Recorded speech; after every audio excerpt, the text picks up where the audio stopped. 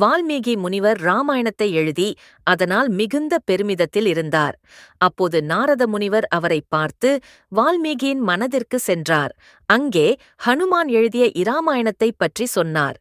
இதைக் கேட்ட வால்மீகி ஹனுமான் எழுதிய இராமாயணத்தை பார்ப்பதற்காக நேராக ஹனுமானிடத்திற்கு சென்றார். ஹனுமான் அதனை ஒரு வளைவிலே இலைக்காகிதத்தில் எழுதி வைத்திருந்தார். அதை வாசித்த வால்மீகி, நீங்கள் எழுதிய ராமாயணம் என்னுடையதை விட நன்றாக உள்ளது என்று சொன்னார். அதற்குப் பிறகு ஹனுமான் தானே எழுதிய ராமாயணத்தை சின்ன சின்ன துண்டுகளாக கிழித்து எறிந்தார். இதைக் கண்ட வால்மீகி, நீங்கள் ஏன் அதை கிழித்தீர்கள் என்று கேட்டார். அதற்கு ஹனுமான் பதிலாக, ராமாயணத்தின் பெருமை உங்களுக்கு சேரட்டும், எனக்கு ராமனின் நாமமே போதும் என்று சொன்னார். உங்களுக்கும் ஹனுமானை பிடித்திருந்தால் கருத்தில் ஜெய் ஸ்ரீராம் என்று பதிவு செய்யுங்கள்.